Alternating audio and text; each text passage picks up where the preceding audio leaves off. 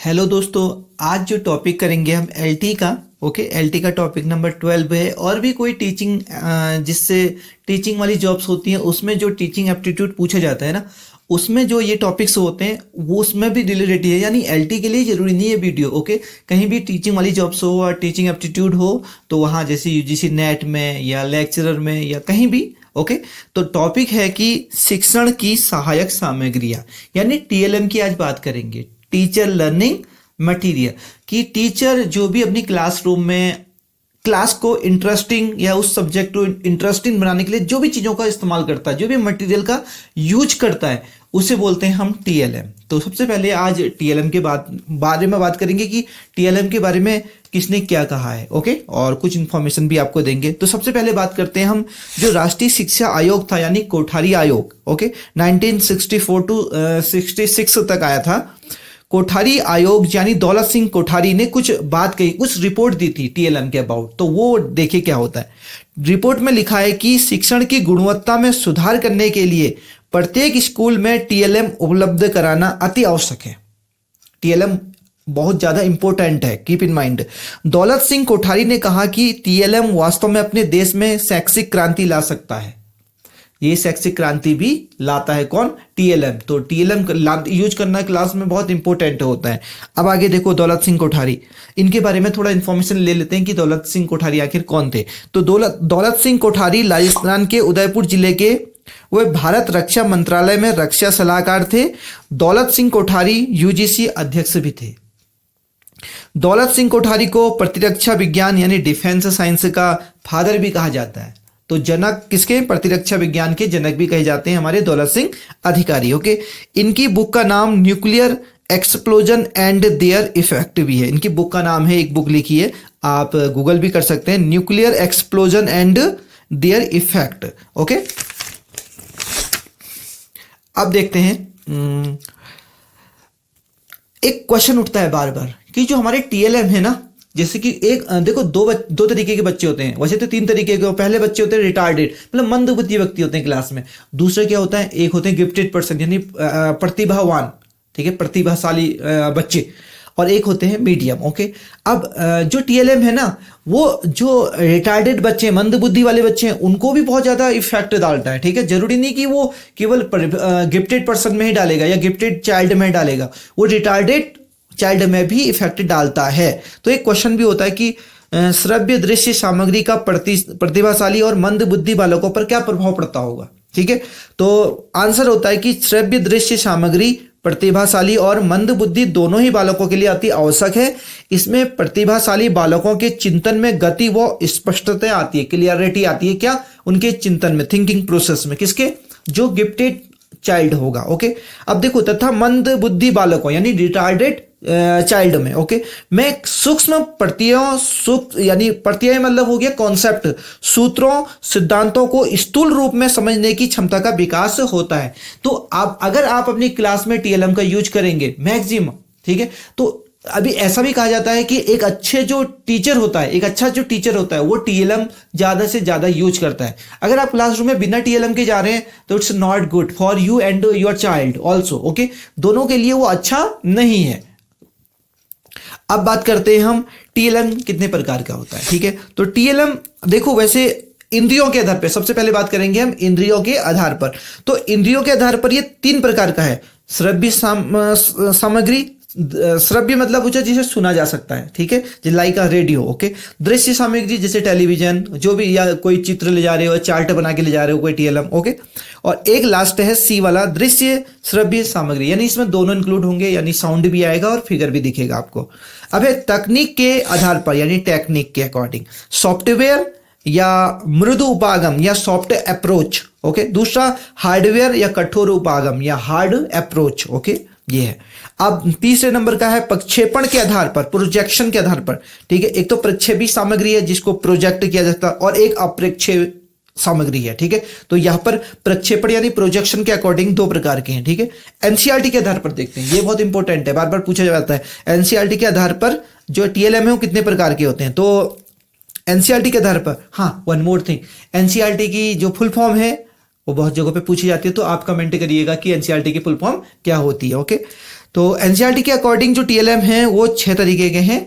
तो पहला है ग्राफिक सामग्री, दूसरा है डिस्प्ले सामग्री, ओके, तीसरा है त्रिआयामी सामग्री यानी 3D मॉडल्स, ओके, चौथा है श्रव्य सामग्री लाइक अ रेडियो, ओके, जिसमें आवाज आती हो, प्रक्षेपी सामग्री फिल्म लाइक अ स्लाइड, ओके, प्रक्रिया सामग्री अभिनय क्षेत्र भ्रमण, ओके, प्रक्रिया यानी आप उस प्रक्रिया के दौरान बच्चे को अनुभव दे रहे हो। और सबसे अच्छा जो टीएलएम होता है ना, बच्चे को खुद करने वाला होता है कि बच्चा अपने अनुभव से, learning by doing, okay, learning by doing, वो करके सीखे वो चीज।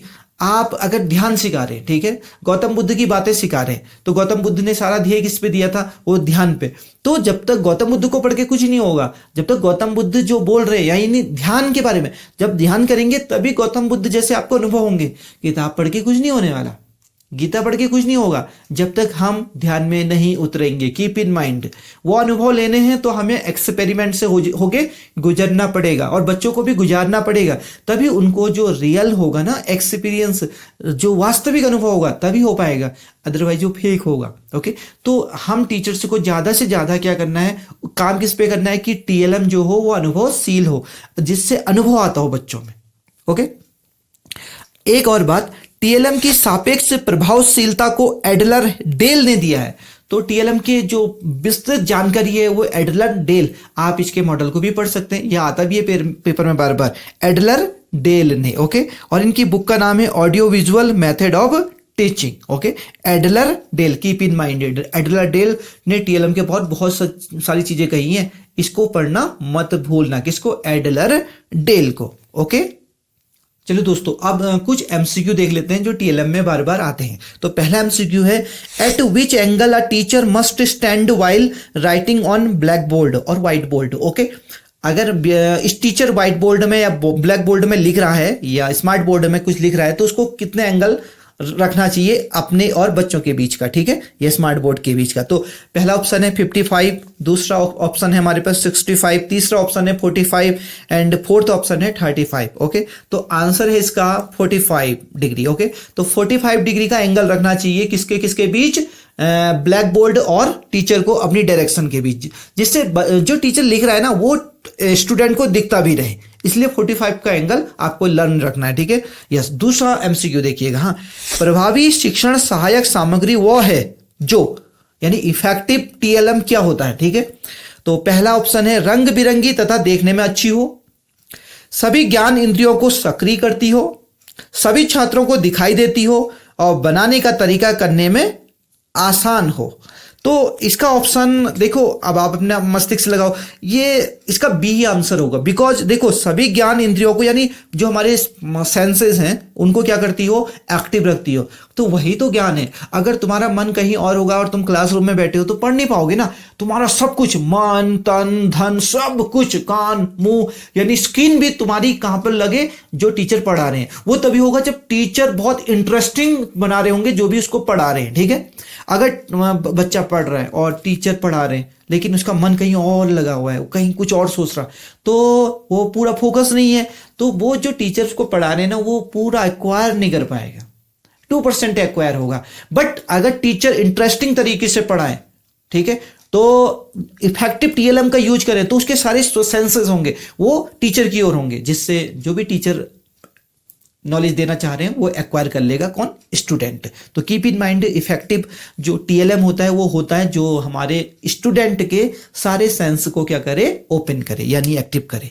थर्ड में चलते हैं, हाँ, थर्ड एमसीक्यू में, एक रेखा चित्र में 1000 से अधिक शब्द निहित होते हैं। एक रेखा, एक फिगर 1000 शब्द से ज्यादा बोल जाता है, जो मैं बोल रहा हूं ना, अगर एक मैं चित्र भी दिखा दूं तुमको तो 1000 शब्द के बराबर हो गया। तो बच्चों को चित्र से ज्यादा समझ में आता है, रियलिस्टिक एग्जाम्पल से ज्यादा समझ में आता है, ना कि तुम्हारे ज्यादा शब्दों से। शब्द कम भी इस्तेमाल करो और आप टीएलएम ज्यादा यूज करो तो भी बच्चे को समझ में आ जाएगा। ओके, तो पहला ऑप्शन देखते हैं, इसका क्या मतलब होता है कि एक फिगर 1000 शब्दों के बराबर होता है। पढ़ाते समय रेखा चित्रों का प्रयोग करना चाहिए, कक्षा में अधिक से अधिक बोलना चाहिए, कक्षा में शिक्षण उपकरणों का प्रयोग करना चाहिए, कक्षा में अधिक नहीं बोलना चाहिए। तो आपको क्या लगता है, आई होप आपको भी सी लगता होगा। कक्षा में शिक्षण उपकरणों का प्रयोग करना चाहिए, यानी टीएलएम का उपयोग करना चाहिए। यानी बहुत सारे फिगर अलग अलग टीएलएम यूज करेंगे तो आपको बोलना कम पड़ेगा और बच्चा भी बोर नहीं होगा आपकी आवाज़ बार बार चिल्लाना सुनने से, तो वो कुछ देख के भी सीखते हैं। ठीक है, तो देख के बहुत ज़्यादा सीखा जाता है और सुनने और देखने में फिर तो माशाल्लाह बहुत इंप्रूवमेंट होता है स्टूडेंट में। ओके, फोर्थ एमसीक्यू की ओर चलते हैं। सर्वाधिक प्रभावशाली शिक्षण सामग्री है, इफेक्टिव टीएलएम कौन सा है? Okay, you have 4 option.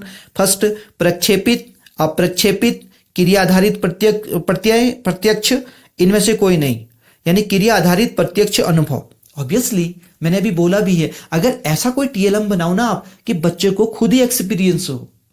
ठीक है, ये खुद ही एक्सपीरियंस हो। देखो, दूसरे की जो इंफॉर्मेशन होती है वो कुछ समय के लिए रहती है, लेकिन जो अपने अनुभव होते हैं ना वो हमारे ब्लड बन जाते हैं, हमारी आत्मा बन जाती है, फिर उसको निकालना आसान नहीं होता।